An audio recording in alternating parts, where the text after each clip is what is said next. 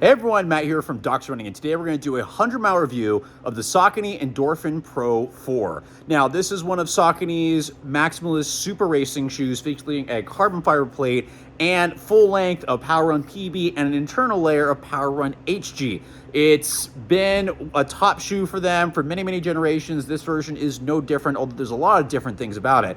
Now, Andrea and I reviewed this together and had a lot of differences in our opinion. I felt like it was a longer distance racing shoe, and she felt like it was more of a 5K, 10K shorter distance shoe. And after 100 miles, I have to admit that she actually is onto something, but so am I. So I'll talk about how the ride has changed over time, how the durability is doing, which is probably the biggest question for many of you, and how the fit has changed or stayed the same, what makes that fit unique. So let's start with specs first. So my size 10 is coming in at 8.1 ounces, or about 228 grams per my scale. Stack height is 40 millimeters in the heel, 32 in the forefoot for an 8 millimeter drop, which is fairly similar to what it feels like, although it can feel a little lower as the foam compresses. The sole, and I'll start with durability, has done great. 100 miles on this. I have not worn through, I have not taken off the outsole. So those looking for a durable shoe, this is a great option and something that's really made me continue to choose this for workouts. I have not done a race in it, I'll talk about why, but for workouts and a lot of longer efforts, the shoe going, yes, to me, definitely gonna get your money's worth in terms of miles out of the shoe. So it can handle a lot and handle a lot of different things. Now, in terms of the ride, it has stayed fairly similar if it is softened a little bit. I found the forefoot to be really stiff, which is why I almost kind of didn't like it at first, and why Andrea liked it, because it was really stiff off the forefoot and transitioned really quick.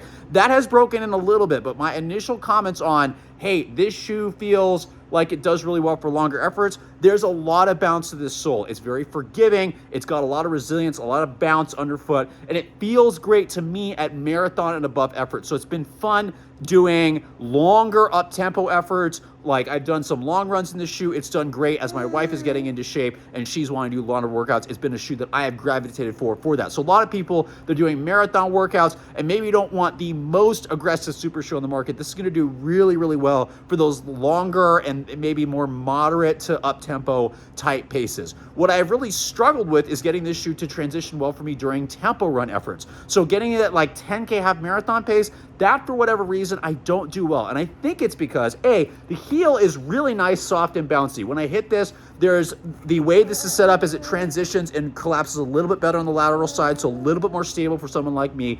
Transitions well, but then when I hit the forefoot, it's very stiff. It's very cushioned, but this plate for me feels very, very stiff. And that kind of tempo run pace, half marathon 10K, it just doesn't transition very, very well for me. It's still comfortable. I just kind of struggle to get it to transition when I'm moving at that kind of pace. When I go faster, so when I'm on the track doing 5K effort, that's actually where it feels the best. This has been a great shoe when I'm running with her doing track intervals and I'm doing faster stuff. I've gotten to like 440, 430 pace running in this shoe because it feels great during those laps to reps when you really want to use that stiffness and snap off the foot. So I will admit, Andrea is right. It feels, if you are a forefoot striker, you pivot really hard off the forefoot, it's gonna feel really, really, really good for you. It's not the lightest of the super shoes out there, but in terms of that stiff forefoot, it definitely gets up there and feels great at faster paces.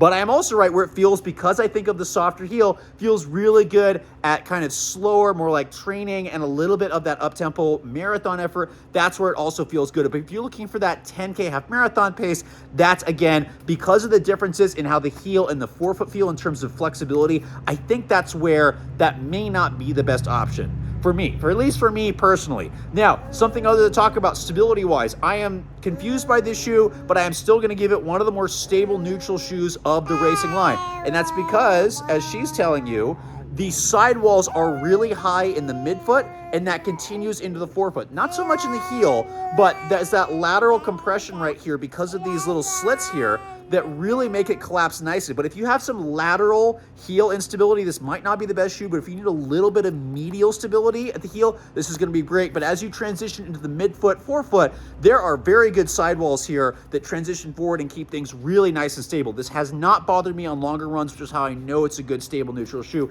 And the sole, the midfoot is filled in, which can make a shoe, make or break a stability of a shoe.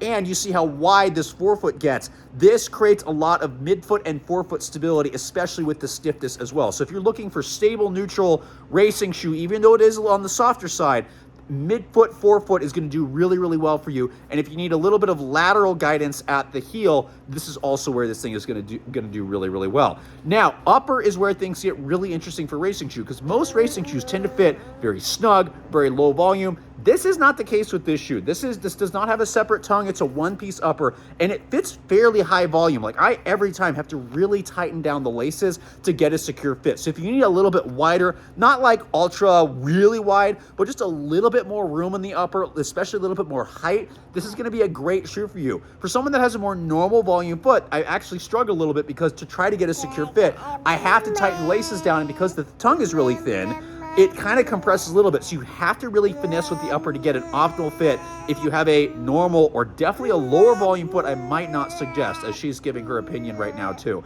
But for higher volume feet, this is probably one of the best options on the market for people that just want a little bit more room throughout the length. Heel is absolutely fine, fairly normal to slightly slug, but midfoot, forefoot, there's a little bit more height and width to it.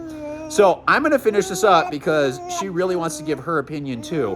But a really excellent shoe, I think, for 5K, 10K running really fast, shorter distances, but half marathon 10K kind of struggles. And if you want something that transitions fairly easy and you like a little stiffer forefoot because of that stiffer plate, that's where this shoe is really, really going to do best for. So marathon efforts or super fast efforts. It's been a good shoe. I still personally prefer version 3 because it was more aggressive and much lighter. This one adds a little bit of weight, and I think it becomes a little less overall aggressive and a little bit more friendly to a lot of people. But again, what I want to know from you, as always, I hope these videos help, but I want to know, do you agree or disagree? Are you team Andrea, it's only for short distance? Are you team me, thinking it's longer distance? Are you team neither of us and you think it could work for everything? Do you agree with some of the stuff I'm saying? I'm always curious, so please let us know in the comments below. And again, hope this helps.